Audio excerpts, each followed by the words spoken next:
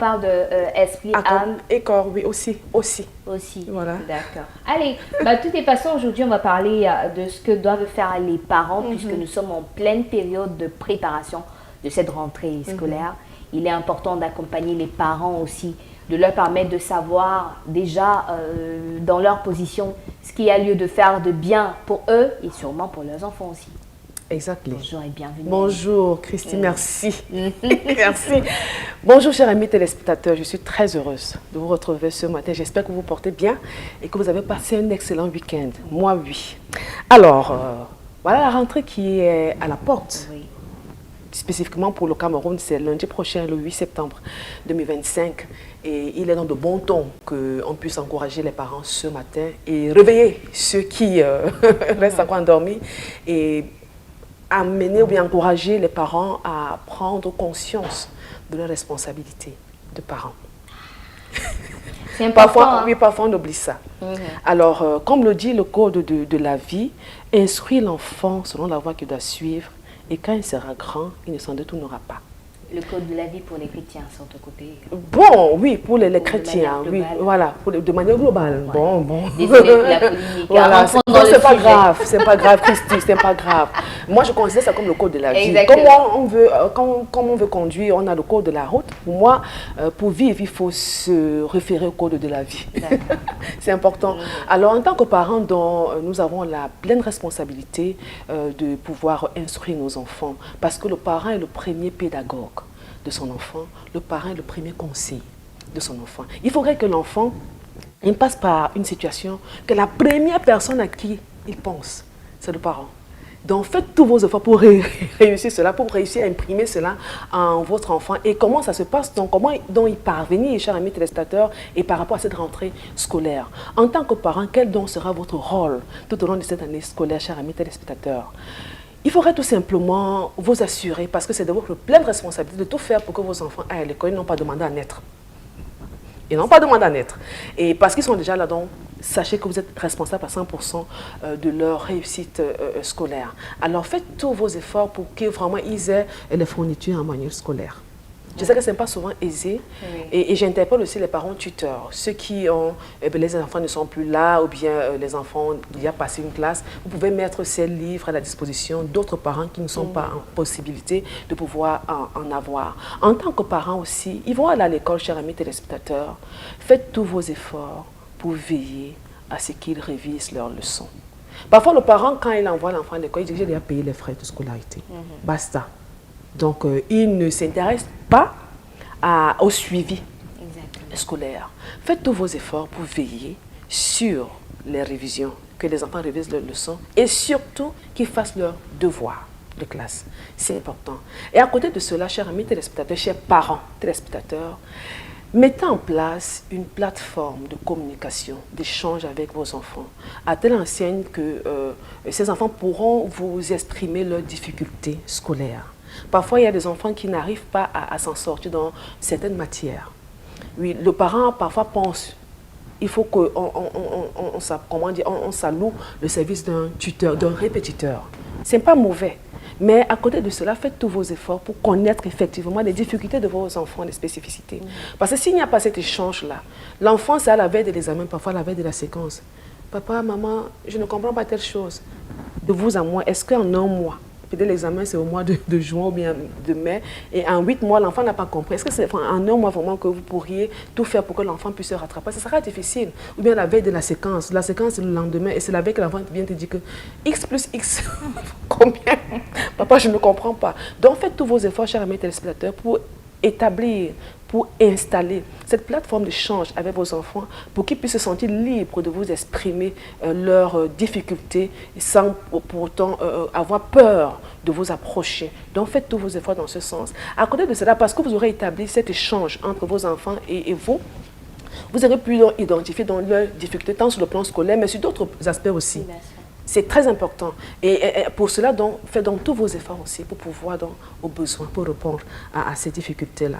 Et aussi en tant que parent, veillez à ce que l'enfant ait une alimentation équilibrée. Ça ne coûte pas toujours cher. Important, hein. C'est très important. On a cette chanson, la ventre affamée n'a point d'oreille. Oui.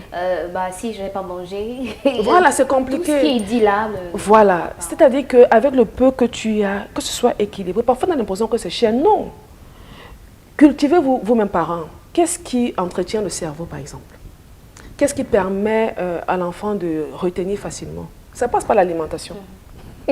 Donc, cultivez-vous là-dessus et faites tout pour que vos enfants vraiment soient alimentés, qu'ils aient une hygiène de vie. Et ça leur permettra vraiment de mieux étudier, de mieux retenir et de mieux reproduire ça dans leur copie d'examen. À côté de ça aussi, chers amis téléspectateurs, on a souvent, en tant que parents, entendu, à notre époque, on marchait 10 km à pied, on marchait 5 km à pied. Bon, c'est vrai. Il ne faut pas encourager l'enfant dans la facilité, mais faites tous vos efforts pour que vraiment l'enfant n'arrive pas à l'école tout transpirant, épuisé et dans l'incapacité vraiment de suivre les cours. Donc, trouvez les voies et moyens pour permettre à l'enfant d'arriver à l'école dans de bonnes conditions. Ils ne sont pas de votre époque, c'est leur époque aujourd'hui et prenez en compte leur réalité. Aussi, parce que vous avez l'obligation en tant que parent d'accompagner votre enfant de façon holistique. Merci beaucoup, finalement, le fameux mot, il revient. De façon holistique, c'est vrai, l'enfant va aller à l'école et à côté de ça, il y a les travaux ménagers. Absolument. Mais parfois, on passe à côté. On sature tellement les enfants avec les travaux ménagers au point où au moment d'étudier, ils sont fatigués. Sachez équilibrer. Parce qu'il ne faudrait pas seulement que l'enfant aille à l'école pour aller à l'école, mais il faudrait qu'à côté de ça, vous deviez bâtir un homme, une femme. L'enfant doit participer aux travaux ménagers, mais il faut pouvoir bien organiser cela, à telle enseigne qu'au moment d'étudier, que l'enfant ne soit pas fatigué. À quel moment l'enfant doit laver les assiettes? À quel moment l'enfant doit laver et essuyer le sol? À quel moment l'enfant doit laver les toilettes? Je prends des exemples pratiques comme ça. Ou bien à quel moment l'enfant peut aider à la cuisine, à préparer le repas. Ben, c'est à vous de vous organiser afin qu'au moment d'étudier, que l'enfant ne soit pas épuisé au point où, devant le cahier, devant le livre, il s'endort en quelque sorte. Donc, c'est vous qui devez organiser ça à la maison, chers amis téléspectateurs. Et pour sortir, soyez présents. Soyez présents. Que l'enfant sache que s'il fait une gaffe à l'école, il sait qu'il doit savoir que vous êtes au courant. Soyez présents même dans son établissement. Et rapprochez-vous des professionnels, plus exactement des conseillers d'orientation. Et ce qui m'amène à faire un clin d'œil à Ingrid Noah, conseillère d'orientation, qui m'a inspiré ce thème et de par son article. Big up à toi, Ingrid Noah, qui est conseillère vraiment professionnelle. Rapprochez-vous des professionnels, des conseillers d'orientation, de vos enfants, de leur établissement, pour avoir davantage d'outils, d'être davantage équipés pour mieux encadrer vos enfants pendant cette année scolaire qui est déjà à la porte, et amener vos enfants aussi à comprendre qu'ils sont responsables de leur réussite.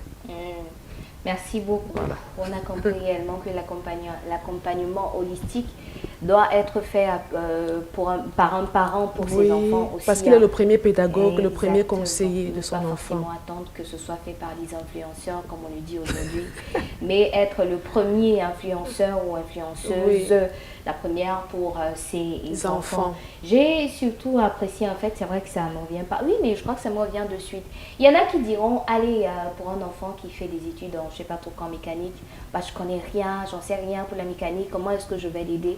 Je crois qu'avec un peu plus de volonté, quand on met les répétiteurs, vous l'avez dit, avec un peu plus de volonté, en discutant même avec le parent, avec l'enfant, on peut savoir quelle est sa difficulté et être une sorte de courroie de transmission entre son enfant et son répétiteur. Donc ça ne devrait pas être une sorte de barrière du fait de je n'ai pas assez étudié ou je ne connais pas ce dans quoi tu étudies.